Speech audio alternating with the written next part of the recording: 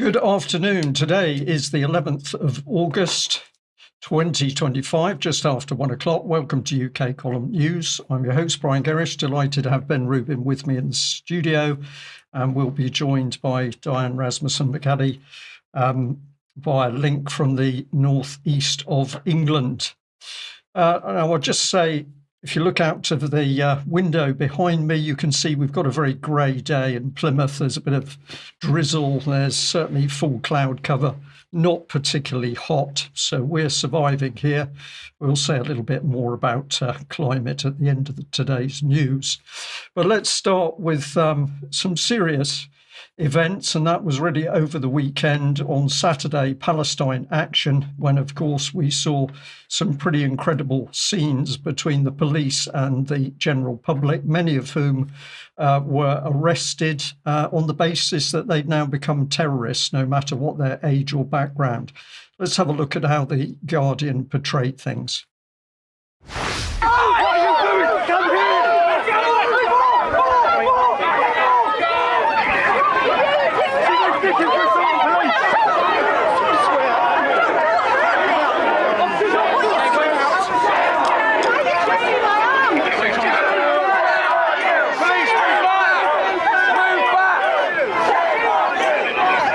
People complicit in the genocide. Arrest the people that are selling arms, that are bombing, killing, allowing the starving of a whole nation.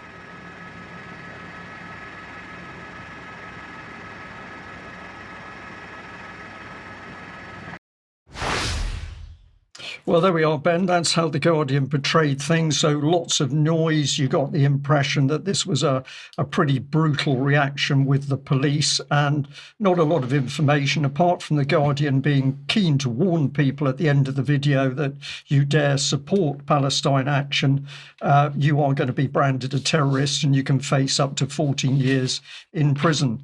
Well, luckily, UK Column was able to report from the scenes.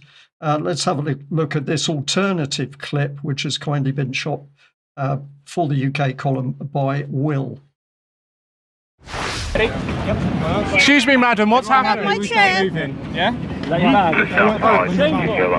Madam, why They're arresting me for protesting genocide.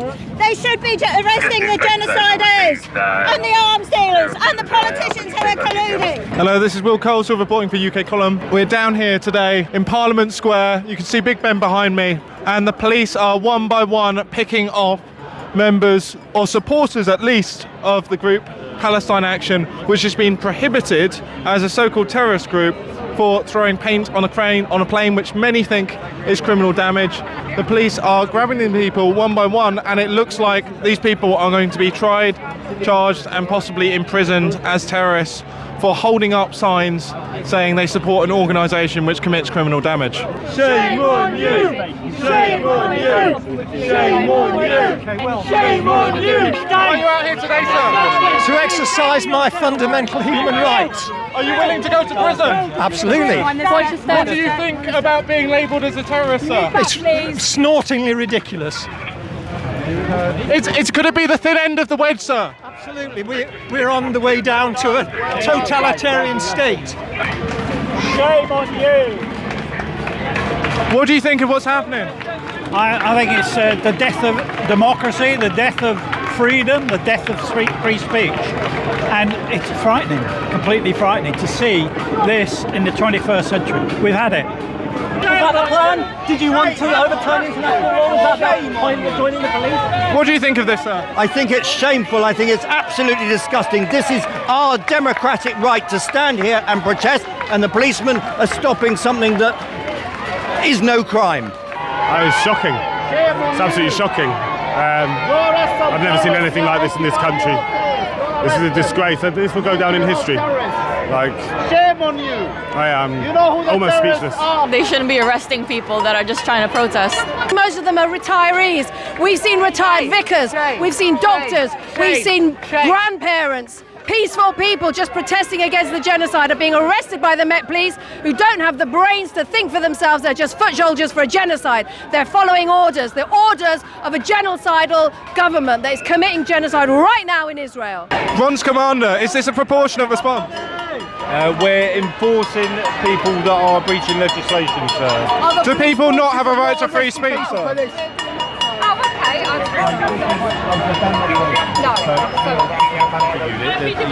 What do you think about this terrorist classification for criminal damage? It's absolutely absurd. Palestine Action are a group that peacefully protested about a genocide that's killed, depending on who you hear, 400,000 official number, 60,000 odd. But it's probably going to be far more than that. And at the end of the day, they were doing the work that other people wanted them to do. Now they've been prescribed as terrorists because they threw paint on rented aircraft. Nah, not my cup of tea. This isn't Britain. This is a fascist state. It's really simple. UN experts have called for the UK government to rescind the prescription of Palestine Action. The UN experts have said there is no internationally agreed definition of terrorism, but consensus is that it is damage and intentional damage or harm to civilians for political gains, not property. Palestine Action have only ever gone for property. They've made that very clear. There's already existing legislation to cover that. There's criminal damage, there's trespassing, all sorts of legislation they could draw on. It's politically motivated because they were so shamed by some people getting into the RAF site and spray painting a plane. They were so humiliated that they've prescribed the organisation doing it. But as you can see, the people are against it, and we will keep coming. It makes a mockery of the law. And it's very selective because the Quakers have been doing action like that for years, and it gets ignored. They're not arrested. So other organisations have done this, but it's only because it's Palestine that all of a sudden that's labelled as terrorism. Yet other organisations have done this in the past. I know the Quakers have. Yeah. So they're standing by the principles and doing the right thing. It's just piece by piece eroding away our rights to demonstrate, to protest, the democracy, and it's just piece by piece. It's slipping away from us. You can do what you have to do. Ready, guys? Who do you serve? Who do you protect? Who do you serve? Who do you protect? Who do you serve? Who do you protect? I think that we are now on such a dangerous position that we are in trouble of losing all freedom. Do you think that many people are going to be acquitted by juries? Yes. Yeah, the public opinion is on the side of the people. And do you think that more people are going to come out and do this if they continue locking people up? Yes, I don't think this will stop now. They need to be exonerated by a jury, and Starmer and his government need to apologise for getting this so very badly wrong. You want other people who may not even agree with you on Palestine to stand up for these people upon principle of free speech? Absolutely, absolutely. Free speech is for everyone, and there might be people that I disagree with their opinion fundamentally, but I will definitely stand up for their right to have free speech. Yeah, no, agree completely. They're not doing anything wrong. We've seen arrests for this before, but now this seems to be the biggest that we've seen so far, and it seems like this is an issue which isn't going away, and more people are going to be ended up in prison or on trial for stating the words, "I support Palestine Action." This is Will Coleshill reporting for UK Column. Just expressing support for the State organisation.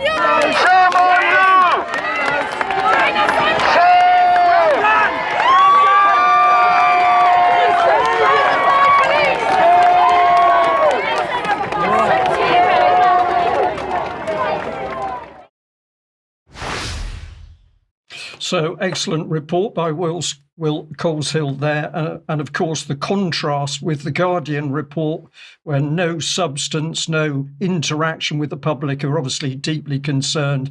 It really shows the manipulation of the mainstream media. Now, towards the end of Will's report there, a member of the public was talking about the power of the jury to do something. And I think this is the time when we need to flag up the government's other attack at the moment, which is on just that, juries. And the man in question is retired Judge Brian Levison, who the UK column has reported on many occasions.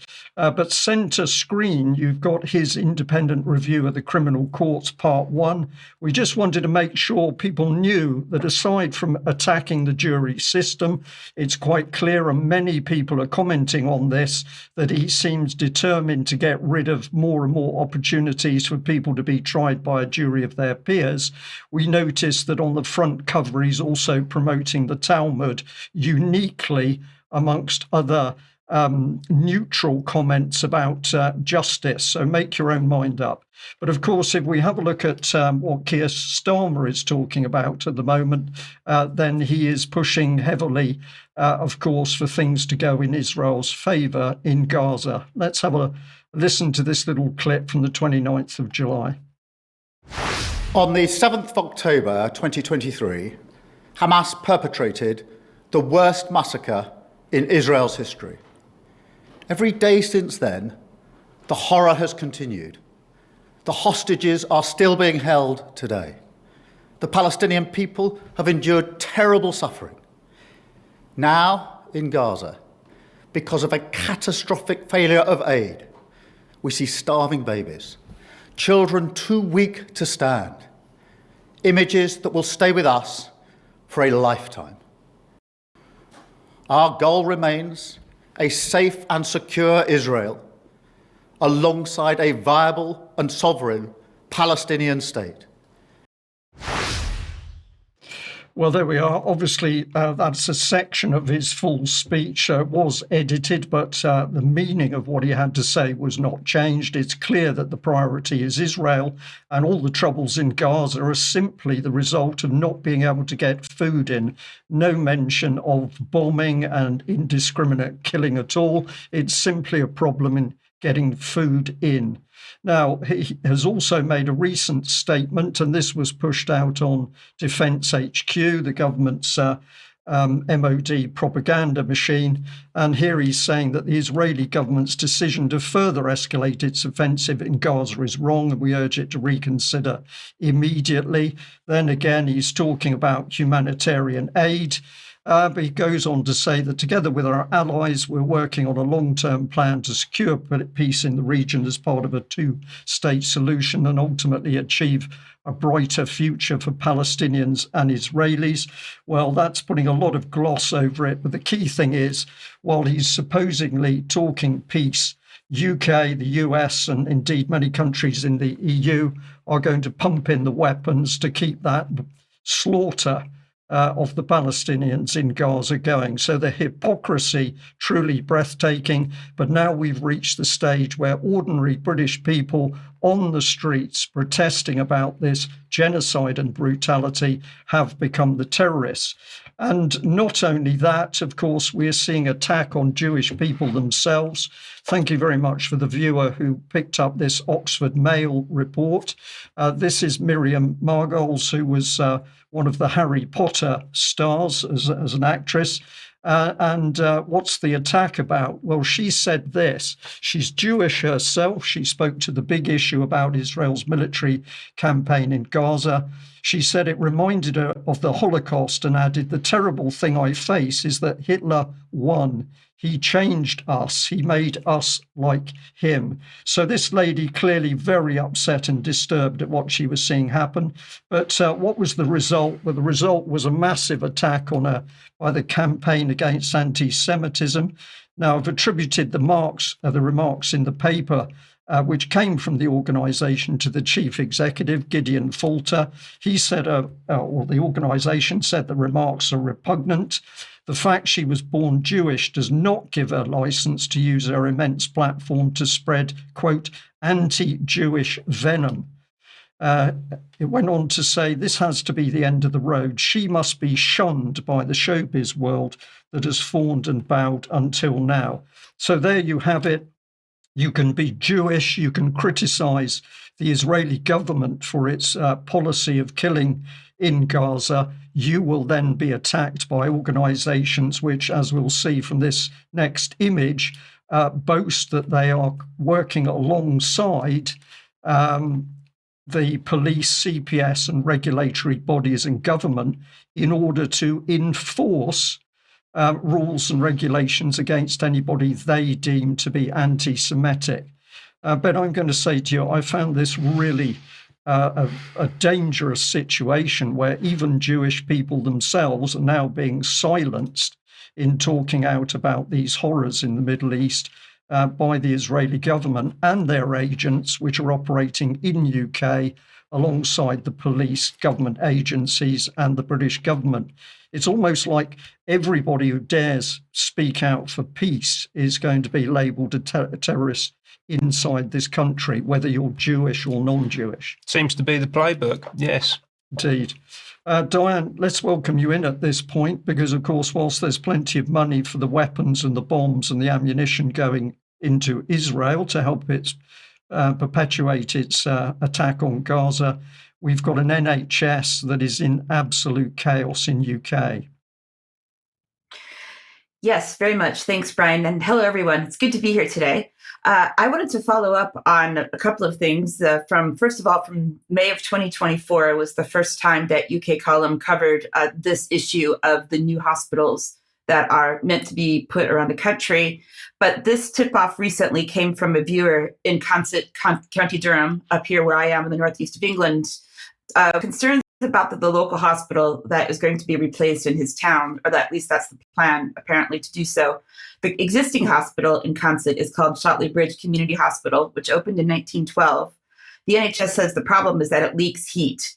Now, the new hospital is meant to be built near this site of this sculpture called the Terrace Novalis in Consett. This consists of 2 measuring instruments, a theodolite and an engineer's level. It's very, very large, and it's meant to mark the watershed between the upland and the moorland landscape and the extremes of the industrial age. The significance of this is that Consett, as an old steel town, was once Europe's largest steelworks, and this landmark is very important. Another concern is that in addition to the corruption and the waste that might be happening with this hospital, which we're going to look at, this is happening around England, by the way, is that it's possible that this landmark could be in danger, as well as the beautiful land that surrounds it. So after I received this tip-off, I went to do a little bit of a little photojournalism myself. This report comes from this photograph, which is part of the new hospital site, apparently, which has been confirmed last month by the BBC now, that the construction of the new hospital will be taking place. It's near a big retail park area where the old steel factory used to be. So here's a couple of photos, both from the different areas of the engineering site where they're basically doing testing on the ground. The council has previously said that the ground is not satisfactory for building, but I guess they're doing it anyway. So what's happening with the overall story of the hospitals around the country is a particular concern.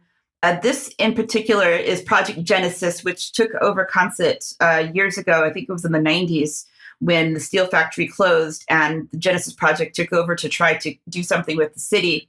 So this is 1945 when the steel factory was still in operation. You can sort of see the area kind of in the middle, sort of off to the left of the town where the houses are.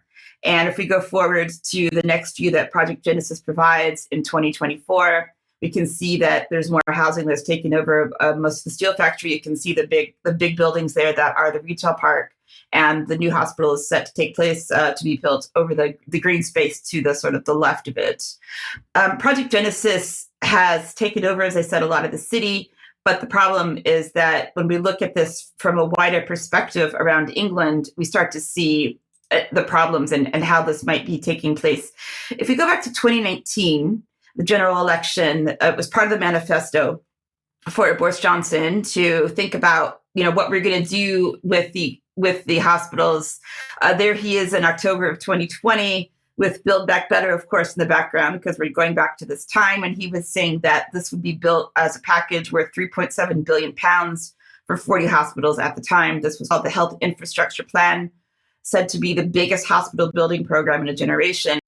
And the Shotley Bridge Hospital in Consett was going to be part of this at the time. Just to quote Boris Johnson to see where we were in the timeline, saying this, the dedication and tireless efforts of our nurses, doctors, and all healthcare workers have kept the NHS open through this pandemic. But no matter what this virus throws at us, we are determined to build back better and deliver the biggest hospital building program in a generation. And then Matt Hancock, of course, came in and supported him to say that. So we can see that there's lots of policy documents and so on from the UK government, which can be available in the show notes. So I won't go into too much detail. But by the time we get further into 2020, he says that we're going ahead with the hospitals. And there were lots of things around health boards around the country, different trusts talking about this.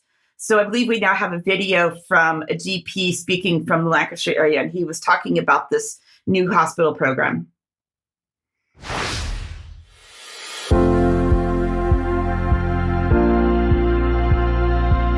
I'm Jeff Jolliffe. I'm a GP here in Barrow-in-Furness, part of Lancashire and South Cumbria, and I'm also the chair of the CCG in Morecambe Bay. I sit on the clinical oversight group for the New Hospitals Programme.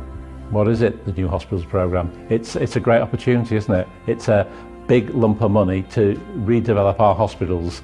It's a once-in-a-lifetime opportunity. We can't miss it. It's going to be great for the population. New Hospitals Programme might seem to not mean much to primary care, but it's actually vital, isn't it? Because we care for our patients, and our patients need good hospital care as part of the whole pathway. So there will be a huge knock-on benefit to our patients, and therefore to the way primary care works. An eye to the future, with more care closer to the patient's home, more care in community services, and we need to focus on doing in hospital only what we need to do. In addition, they provide an environment that is better for staff, better for patients, and an environment that patients flow better, so you end up with better outcomes. But assuming we get the money, and I'm hopeful of that, we can then start the process of identifying which is the best solution to spending that money. There's a big process, so it can't happen overnight, but we'll get there and we'll have them.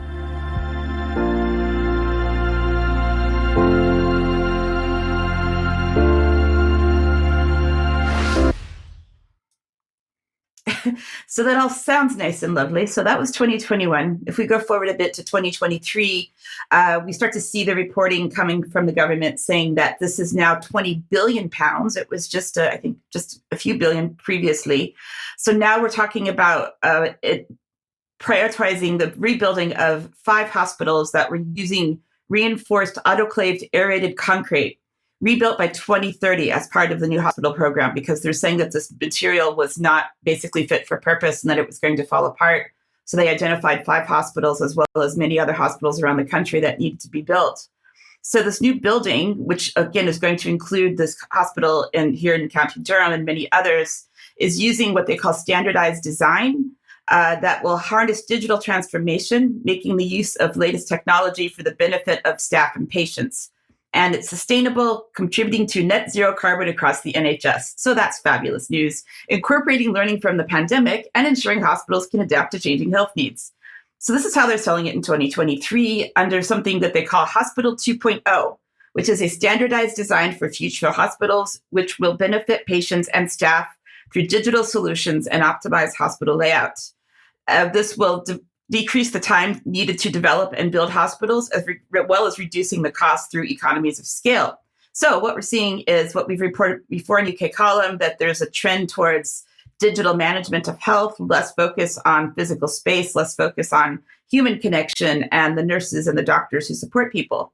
So going forward now to 2025, we are now seeing with Labour and Power. And what we're seeing is a report that came out. Basically, they did a review of what the Conservatives did looking at the new hospital program. So we have a quote from this policy paper that was published in January this year from Wes Streeting, our health secretary, saying the NHS is quite literally crumbling. And that's just one of the sentences. I just wanted to highlight that. The report itself, basically what they did is an evaluation of where we were with the hospital situation in England, to make it sort of prioritize what needed to be rebuilt, what was the most important thing to do, using a multi-criteria decision support analysis tool to look at which hospitals need to be prioritized and what could wait. So the map here, again, you can see this again in the policy documents yourself if you can't see it well on the screen, showing which hospitals had been highlighted to be part of the scheme and which ones were not, and which ones were going to be prioritized because of this concrete problem. We see in this list, there was a list of different waves through whether they were going to be prioritizing which hospitals. And so Shotley Bridge Community Hospital in Consett is in Table 2, Wave 1, which you can see in the report, to start construction between 2025 and 2030. And as we saw with my photos at the start of the segment, they are starting to look at the land underneath it. I went to also take some photos of the existing Shotley Bridge Community Hospital in Consett. These are my photos. You can't really see the signs because the trees and the bushes haven't been trimmed too well, but that's the sign to the entrance to the hospital. The outside of the hospital, I didn't go inside. I didn't want to draw any attention to myself, but that's the outside of the hospital. Still looks like it's in place, but they say it's leaky and the heating needs fixed. Apparently that's the problem. And there's a sign here of the different services that they offer. There are some people in the community who, from what I've heard, are concerned that some of these services will be going away. The new hospital, even though it's meant to cost about £500 million to build, I believe, is only going to have 16 beds in it. And so they're concerned that because of the size of the community that it serves, there will be a decrease in services. And I want to also highlight here the BBC reporting of the process of this hospital over time, where there was a lot of back and forth about what was going to happen. So first we see here September 2023, the replacement is going to be delayed. They talk about issues with funding, issues with resources. October 2023, I've got several links here to, these are all BBC articles, many millions of pounds over budget, a hospital plan reviewed over spiraling costs. This was in September 2024, just reading the headlines here. There was a home scheme that was put on hold as the new hospital has been put under review, where they were talking about building homes for elderly people, calling it a health village. It sounds a little bit concerning, to be built next to this new hospital. November 2024, again, new hospital project will never happen. So we are hearing from Labour and Lib Dems essentially at this point, worrying about what's happening. And now in January 2025, the build is to go ahead following a review. And that's the most recent from the BBC. We have a quote from Wes Streeting, who actually came out to see the new site in Consett. So if we could put that up on the screen, if we have it. Here he was saying, we have secured the funding, producing a realistic timetable with spades in the ground for a new hospital site in Consett in 2026, 2027. It was great to see the site myself and hear from Labour councillors how important the investment will be to regenerating Consett. Labour will deliver this new hospital building so patients in Consett get the care they deserve. Now, originally, when they reported on their report regarding what they were going to do or not do, they criticized the Conservative government for not putting enough money in place. And then, but, you know, as we've seen here, there's been off and on and off and on. So now they're saying they're going to do it. The local MP called Liz Twist, who's Labour for Blayton and Consett, said, when West visited the site a few months ago, she said, having the health secretary here is a clear indication that Labour is delivering for Consett and the surrounding communities. The new site will have state-of-the-art facilities and much improved transport links. I'm keen to keep working with all the relevant stakeholders to ensure this project is built and delivered within the time frame and to improve healthcare within our communities. So the local magazine called Consett Magazine covered this as well. So they were showing when they came out to visit and basically saying, well, all right, this is what's happening. And so now we'll just wait to see what happens, Brian. I don't know if it will get built or not or how much it will cost, but this is happening around the country. So check your local areas if you're in England to see what's going on with your hospital. Diane, thank you very much for that report. Well, the words are there, aren't they? It's always jam tomorrow, utopia tomorrow, everything will be okay tomorrow. But what we constantly see is that when tomorrow comes, there's more of the shambles. So I have no confidence in what is happening here.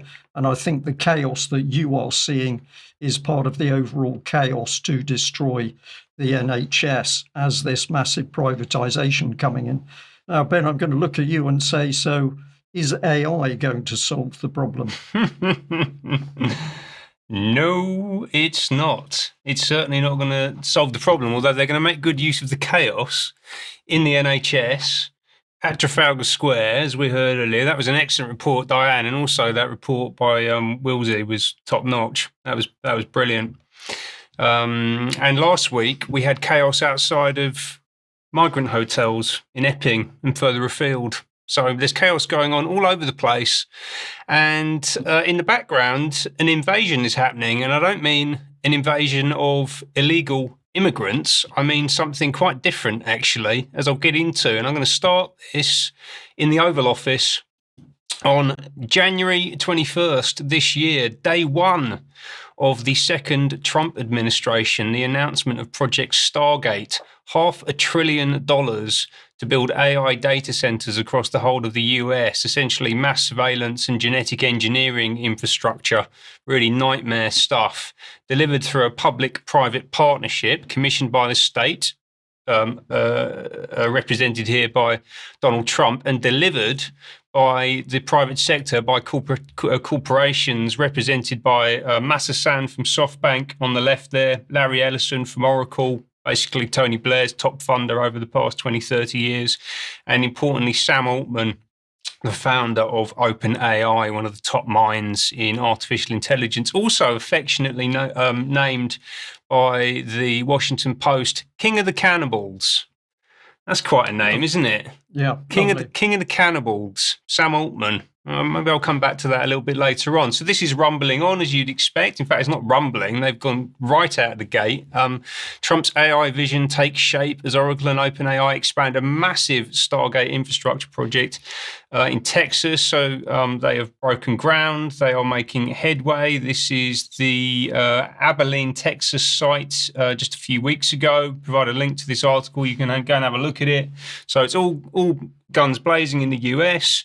But also, importantly, they're moving internationally as well. And they announced at the end of May the UAE Stargate project. So this is in Abu Dhabi. And the World Economic Forum, interestingly, very excited about this. Remember those people that Trump is the enemy of? Well, they really like this policy. It's interesting, that, isn't it? So the UAE Stargate project hints at how AI can be integrated into national infrastructure, crucially. Right, and let's have a little listen to Chris Lahane, Chief Global Affairs Officer from OpenAI, talking about this project to Fox News a few days ago. OpenAI is also launching Stargate UAE. It's the first international deployment of OpenAI's infrastructure platform. Joining me now, Chris Lahane, the Chief Global Affairs Officer at OpenAI. Chris, let me see if I've got this right. OpenAI is working directly with other countries, in this case UAE, to help their AI capacity, working in conjunction with the United States. Have I got that right? You got that right. We think of this as OpenAI for countries, but in this particular case, it really follows on President Trump's visit to the UAE, really the Mideast last week. And I think this partnership really is going to accomplish two really important things. First of all, it's going to help advance making sure that U.S.-led democratic AI is being built around the world, here in the UAE case. And then secondly, this partnership also involves bringing money back into the U.S., investment back into the U.S., into U.S. infrastructure. So really a win-win, a win for making sure we're building the AI system on democratic U.S.-led rails, and a win bringing money back into the U.S. to build infrastructure for AI in the U.S., jobs, economic development that comes with that. Did you make of that, Brian? Well, I was wincing a bit, the idea of democratic AI coming from the US that it can sell in order to bring more money back into the US. Yeah, right. We're looking at global governance here. This is clear that we're now seeing the absolute end of the nation state. But it's sovereign AI, though, importantly. But you have to buy it from OpenAI, right? So it's sovereign because they're going to build these data centers in your country, but you can only buy it from a handful of very carefully selected technology companies, all of them aligned to US imperialism. But it's not just US imperialism. It's something that's got hold of the United States, actually. I think that's probably a bit more like it. But I love that idea. You picked up on it. US-led democratic AI. It's a little bit like when the US would go and invade countries to deliver freedom to people, isn't it? Yes. It's a similar kind of thing, but they're just doing it by stealth now rather than by bombing people. Although they are doing some bombing too. Let's give them credit for that. Yeah, exactly, yes. And they use the term US-led rails, right? So if you're on rails, if you're on a train, you can only go in one direction or back or forth, right? There's no way you can get off those rails. I think that's quite telling. Anyway, let's have a little listen to the second half of that clip.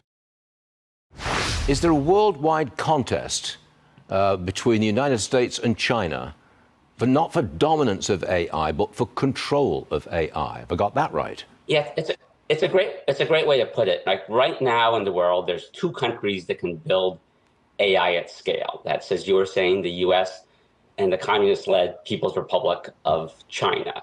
Those are the only 2 countries that can build this at scale. And in this moment, the US does have the innovation lead. We want to leverage that lead so that we're bringing as many countries as possible into the US rails, the US system. And I think what the president did last week, I think the way the administration is thinking about it, I think the way we at OpenAI are thinking about this in the context of Stargate International, in this case, Stargate UAE, is really how can we take advantage? How can we leverage the innovation lead we currently have to bring these countries in onto our rails, into our system? And I think that really then sets up, arguably, the next 100 years as we go forward. So as a contest, it's a grand battle between capitalist America and communist China.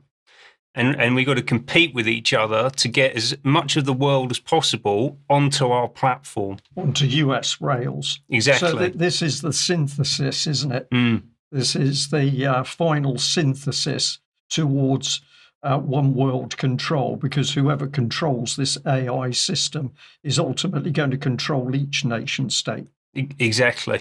That's exactly correct. And we've just heard about Abu Dhabi, so this is UAE, Middle East, but it's also, just in the past few days, hit continental Europe. Let's hear from Jensen Huang from NVIDIA. Congratulations to everyone gathered in Oslo today, and to Prime Minister Støre and the government of Norway on this important milestone. The launch of Stargate Norway marks a new chapter for AI infrastructure in Europe. We're entering a new industrial era. Just as electricity and the internet became foundational to modern life, AI will become essential infrastructure. Every country will build it. Every industry will depend on it. AI is no longer hand-coded. It is trained. It is refined with massive compute. It is deployed into factories, research labs, and digital services. Stargate Norway will be powered by GB300 superchips and connected with NVLink. It is designed to scale to hundreds of thousands of GPUs and support the most advanced models in training, reasoning, and real-time inference. Congratulations to Nscale and to Josh Payne and the teams who helped make this possible. And congratulations to Sam and OpenAI on being part of this important first for the region. We're proud to support this effort. Tusen takk. Tusen takk. What came into my mind, Ben, was I think this story, this quote is right, but the man who produced the first Gatling gun, machine gun, said, well, this is going to be the weapon that stops all the war. So this gushing enthusiasm for what they've created without any concept of what this is actually going to do to humanity and mankind. I don't know. I think he probably has some concept of it. Okay. Yeah. Okay. I think these people at the top know exactly what it's going to do. But essentially, what they're saying is this is going to. First of all, I've got a real that one hits me deep because I'm caught in Norwegian. That's where my mother's mother was from Norway, and he says "tusen takk" at the end there, and that means 1,000 thanks in Norwegian. And I just that really got to me. But he's talking about a total transformation of everything. Right, so AI apparently is going to become foundational infrastructure like electricity, like the internet. Every country will build it, as we talked about, but all industries will depend on it.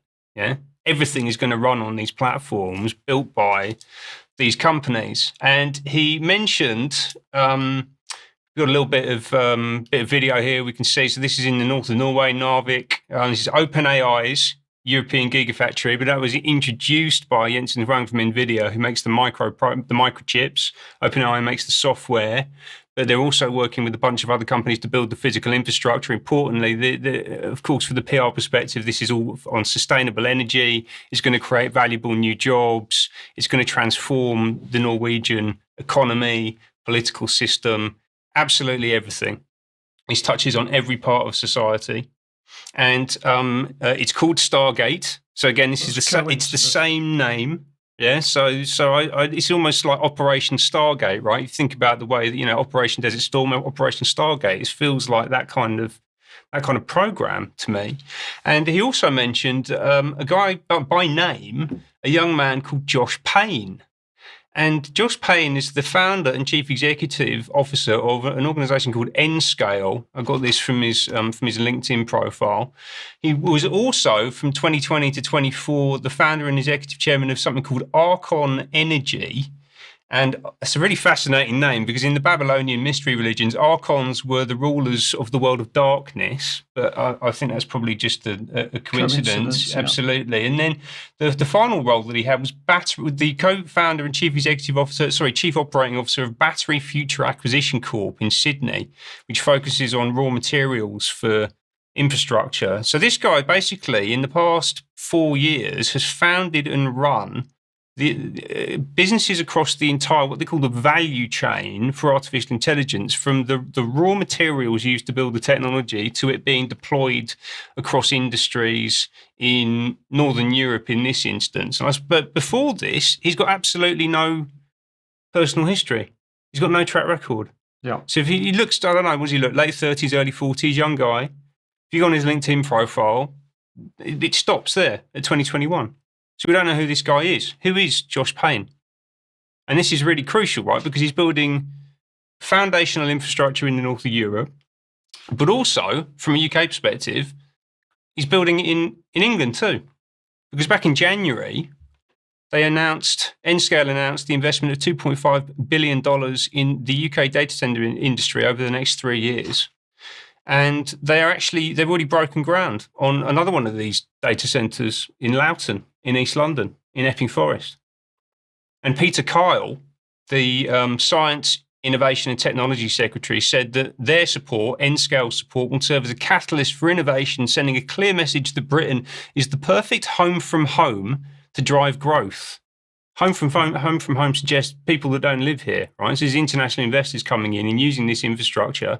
This guy who's only just turned up 4 years ago has been given hundreds of millions, billions of dollars to build this infrastructure. He's doing joint press releases with the Secretary of State. The BBC is running puff pieces saying that this is going to deliver jobs into East London. And we've got absolutely no idea where this has come from. But we do know that there's an organisation called OpenAI at the centre of it all, with a logo that when you flip it around and turn it back on itself, looks a little bit like that. That's a coincidence, I'm sure, Ben. Of course. Thank you very much. Well, this is important stuff, and the mainstream media, at least in UK, is simply not reporting what is happening around us. So it'll remain to the UK column to do this.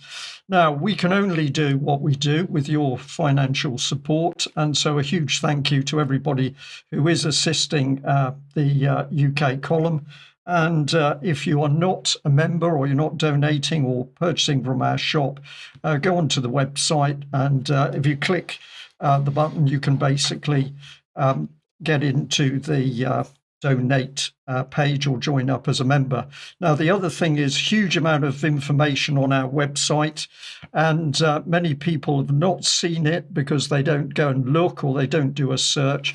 We just like to encourage you to get deep into the website and have a look at the hundreds and hundreds of articles, thousands and thousands of hours of video and reports which are there over nearly 20 years of UK column. Now, Diane, just to bring you in, because I think you've got some comments on a couple of the latest articles to go on the website.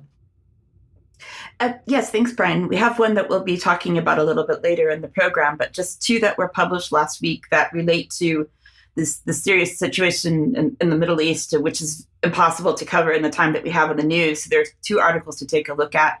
One is by a journalist in Lebanon working with Vanessa Beeley, called The Last Army Standing, the U.S. Zionist Plan to Disarm the Middle East. And the other one is Vanessa's latest installment in her new blog series on Syria, if we can put that one up as well. This one is about Cyprus in particular, and U.S. and Israel clashing with Turkey over control of the Eastern Mediterranean. And just a bit later, we'll be talking about a new article related to wildfires and sustainable developments, Brian. Okay, thank you very much for that. And just to give people a reminder that Germ will be out tonight in a discussion with the EM Burlingame.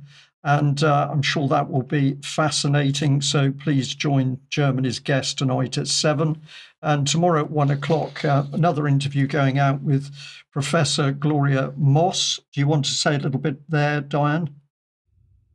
This is an incredibly important interview, Brian. This is part 3 of our 3-part series interview with Gloria. I did part 1 with her on universities and what's happening with them, the sad state of universities in the UK. And Ben did part 2 with her on her research on the differences between men and women in design.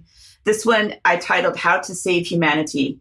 And this is literally about the transhumanist agenda that has been pervading our world for a very long time and continues to do so. But I want everyone to see this. It's very important to watch this, but we will give you some ideas at the end about what to do to save humanity. Okay, thank you very much for that. And of course, we want to advertise the Freedom Music Festival coming up. Here we are, 22nd to the 25th of August. The UK column team, of course, will be there. It's going to be a great event. And you've got the opportunity for 20% off ticket prices if you use the code UKC20. Now, the other big thing is, of course, our UK column on location in York. Oh my goodness, well over half of the tickets have been sold already. Just a fantastic response. And of course, we've now started to announce the speakers. And Charles Mallet mentioned on Friday, Andrew Wakefield will be one of those key speakers. And we just wanted to remind people that aside from the tremendous event itself, as a ticket holder, you will get the opportunity to see Protocol 7 as well. So if you're not already on board, the tickets are going very, very quickly. And you really do need to get one if you're going to be there and join us. Now, Ben, you're going to take us into the realms of farmer and farming, which sounds to me like a bit of a dangerous combination. Say that again. Yes, we're going to have a look at Big Farm. That's what I'm calling it. This is where farming and the pharmaceutical industries meet. Let's hear from Henry Dimbleby.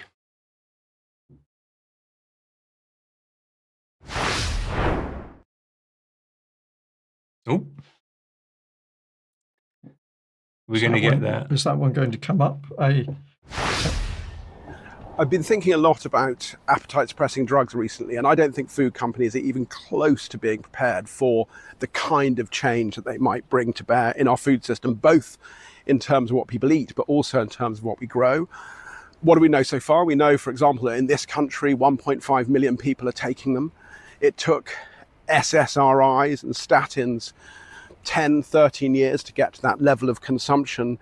And people are paying £2,000 plus a year for these drugs. We also know that the price is going to come down. We know that they're going to be available in pill form. We know that people eat differently, not just less volume when they're on them, but different quality of food, more fruit and veg, less junk food, less donuts, more fiber. And so if you play that forward, what happens? Well, we have a situation where convenience shops, supermarkets, restaurants are selling a very different mix of food and less food, but also our supply, which has grown up basically being built on refined calorie base of refined carbohydrates, refined vegetable oils and refined sugar, it could change that as well. So it might not just change what's on your high street, it could also change what you see when on our land, how our land is used. It's going to be a pretty wild ride. And if you aren't thinking about this in terms of your business 5 years from now, it's probably time you should start, because it's going to be a pretty crazy transition, I think. Well, that's encouraging crazy transition. Yeah, right. That's what we need to help run our lives, chaos and crazy transitions. Exactly that, right? And people, regular viewers will remember Dr. Liz Evans did a segment about 2 months ago, I think it was, talking about Ozempic and these weight loss drugs and the fact that they're causing cancers, and there's been no proper oversight in terms of the regulator, and actually they're destroying people's bones, and we've got no idea of the long-term health effects of these things. And yet we've got Henry Dimbleby here saying that we need to transform the food system in response to those drugs, because essentially they are here to stay now, right? That doesn't strike me as a reasonable strategy. Someone in a position of influence in the food system, and he does have significant influence in the food system. He launched a fund last year. We reported it at the time to transform the global food system, to disrupt it and commercialise it for his own benefit ultimately. Starting here in the UK, it's called Bramble Partners. There we go. They're on a mission to fix what they call the broken food system with investments in intelligence to create impact at scale. And that's all about tackling climate change, obviously, restoring the environment, improving health and well-being, increasing food security, all of the kind of buzzwords. Quite a lot of occult symbolism on the website, to be honest with you. There's the Masonic bee on there and also the Hermetic seed of life. So make of that what you will. And that actually carries through to Mr. Dimbleby's LinkedIn profile. You can see the bumblebee on the left-hand side there, where we discover that a few years ago, he was actually the author of the National Food Strategy between 2019 and 22, and I'll come back to that in a moment, while at the same time working as the lead non-executive director at DEFRA, and also working as an external advisor to Bain. So there was an overlap between working at DEFRA and working with Bain. And Bain is one of the big three strategy firms alongside McKinsey and BCG, who are the basically dictate policy for global corporate and increasingly for international governments as well. And they are strategic partners of the World Economic Forum. So you want to understand how WEF policy gets inserted into the UK government, it's through people like this, doing dual roles between public and private sector.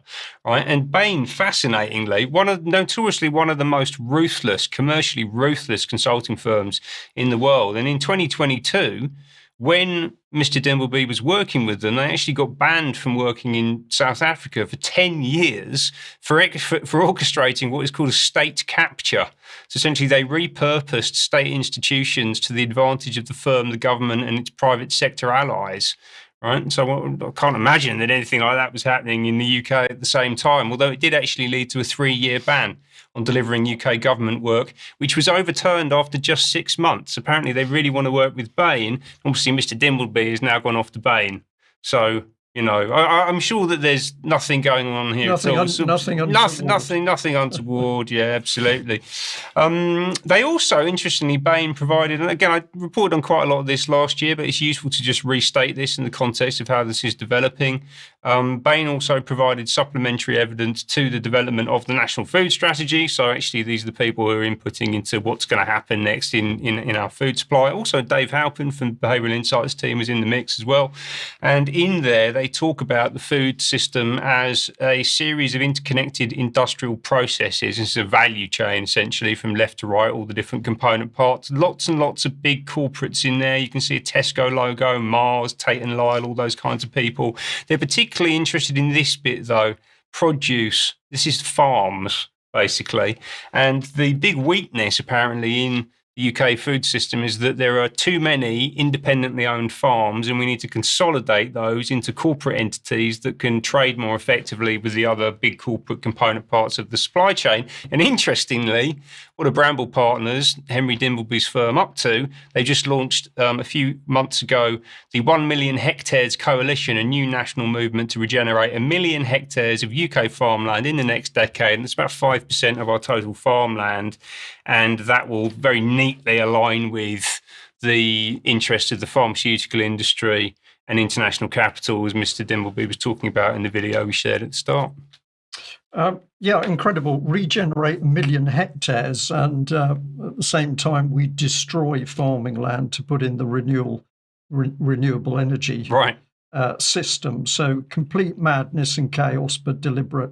But I noticed that the people taking control of the food supply or already embedded in it are regarded as players. That's how they were labelled in your diagram. They're merely players in the food system. Indeed. Okay. Well, a quick change of subject here. And really, I'm going to précis this. We'll discuss it more in extra time. But last Monday's news, I did report that a gentleman had his home invaded, arrested by South Yorkshire police, his computers taken, and this was all because he'd done 30 years worth of research into the cover-up of child abuse. Really incredible research. I'm going to say this individual is well known to the UK column. His work is exceptionally good. And over the years, he's been able to show that the cover-up of child abuse has run through the very systems and organisations that say they're there to protect children, such as the police, but also into the government systems itself, such as the Crown Prosecution Service and the higher levels of government. Now, just to give you a flavour, South Yorkshire Police have now said, well, because we know that some police officers were involved in what was going on, we were going to originally let ICPO investigate, and that's now been passed on to the National Crime Agency. But just to set the scene with one of these slides, we'll make sure that all this information is available in the show notes. This is Hayley Barnett, the Assistant Chief Constable of South Yorkshire Police. She said, well, this is a very sensitive investigation, and the victim survivors have steadfastly remained our number one priority over many months. I've had conversations at the highest level with IOPC and the National Crime Agency to ensure these courageous women truly remain at the heart of our work, and that the mode of investigation remains appropriate. So it seems an extraordinary coincidence at the very time that South Yorkshire Police is very nervous about its implication, and indeed that of other forces, in not only child abuse, but the cover-up of that abuse, that suddenly somebody who's investigated this subject for 30 years using primary public sources is raided by the police. All of his computers and information is taken, and he goes through what he felt was a pretty brutal interrogation in the police station, where he was held in a pretty cold cell, denied food and medication at one point, all because he has pulled together public information which demonstrates this cover-up. So I'm going to say that UK Column will actually cover more of this report in due course. But if we just say, put this slide up here, we've basically got the comment from Hayley Barnett. She says, it's for these reasons and in mutual agreement with our partners that I've asked the National Crime Agency to take ownership of this operational work. But a lot of questions need to be asked as to whether the arrest of this man and his 30 years of data about the cover-up of child abuse is to enable South Yorkshire Police and its partners to whitewash government failures to protect children, or indeed to actually protect people in the system who were abusing children themselves. So this is quite a story. We're going to stick with it, and we will give you more detail, and we'll discuss more in Extra today. Diane, let's come back to you, and beg your pardon, let's just finish this one, and I should be able to bring up your section. And you're going to talk to us about the subject of wildfires and really some of this amazing fear factor around super hot summers. Clearly, we haven't got that in Plymouth today. But be fearful of the temperature. Stay locked in your house. There's going to be fires. There's going to be plagues. This is terrible fear-mongering. Oh, absolutely, Brian. I'm seeing it all over these so-called local papers on social media talking about, lock your windows, don't go outside because it's burning, global boiling out there. But I want to bring you back to yesterday. There was a fire that broke out on Arthur's Seat in Edinburgh. I think we have some video of this to show what it looked like yesterday before they started to fight the fires. Basically what happened was in Edinburgh, of course, in August, I was there last weekend. This is the Edinburgh Fringe Festival, the International Festival, lots of things going on in Edinburgh over the summer in August. And unfortunately, Arthur's Seat, which is the big extinct volcano that sort of overlooks the city, broke out in a terrible fire yesterday.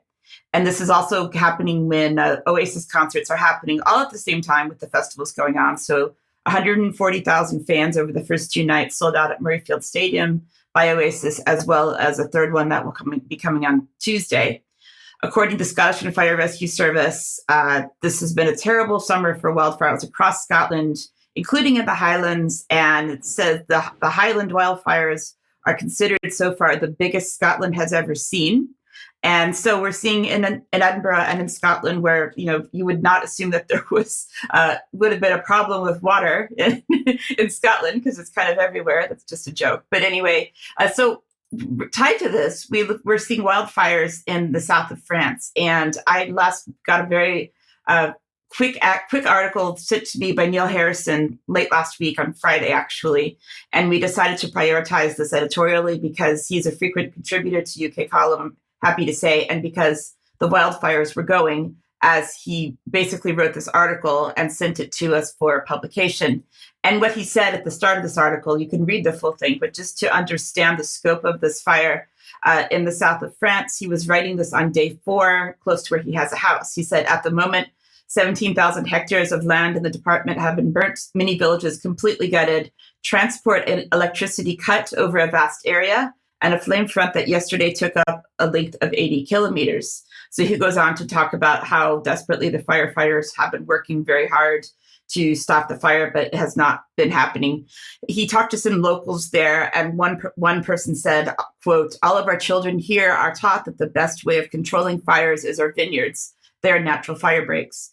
Vineyards are watered, the vines are covered in green, wet leaves, weeds and dried grasses are cut, but unfortunately it has been government and EU policy to rip up the vineyards and return the land to the wild. And as he pointed out in the article, the scientific justification for destroying vineyards to satisfy Agenda 2030 requirements is based on soil degradation, loss of organic matter erosion, low carbon sequestration compared to natural vegetation or agroforestry. So I think there are some important questions for us to ask here. We're seeing breakouts of wildfires because it's apparently global boiling everywhere. What is causing these fires? Are there reasons for this that are related to Agenda 2030 and Sustainable Development Goals? Or is it just because it's so terribly hot, the fires are breaking out everywhere? Are there arsons involved? There have been a lot of questions around this, but I think it's just important for us to maybe think about this and ask the question about why it is that so much is happening around wildfires this summer. Thank you very much for that, and apologies about the footage there from Scotland, but I'm sure many people have seen the film clips on wider media. With regard to the wildfires, I'll just add that, of course, one of the things we were told by firefighters in America when some of the really big woodland fires were burning there, forest fires were burning, was that in many areas the firefighting teams had not been allowed to create fire breaks or indeed deal with debris, very dry debris on the forest floors. And this was helping to create very, very intense fires with rolling fireballs going over the tree canopy and jumping considerable distances. So firefighters in America, some of them at least, blaming the authorities on saying that they were preventing the firefighters from actually doing preemptive work to stop the fires. Let's just end on a positive note, Diane. And you've got a very lush green picture of UK here. I don't think it's very likely fires are going to break out in this environment. What is your message for us? Well, I just wanted to say to get out and enjoy it while we can. Don't forget, it is summer. It is summer holidays still for children, and we all should be just getting out and enjoying the beautiful weather. This was me a couple of days ago going to Corbridge, which is a beautiful village up here in the northeast of England in Northumbria. And as we can see, you can't see in the photo, but the village car park was completely packed. And we can see people there walking to and from the car park, across the bridge, across the river, enjoying the cafes and the shops and everything. And I spent a few hours there and just enjoyed it. So feel free to do the same, because the warm weather is what we're supposed to be experiencing here in August, even if it is the UK. Yeah, I think it's called the summer, Diane. And yes, wonderful weekend. Lots of people having a very good time outside in the sunshine. And we say to our audience, do the same. Get out there, fresh air, sunshine, relax and enjoy some normal life with your friends and family and good, normal people. We must end it there. Huge thank you to the UK Column audience, wherever you are.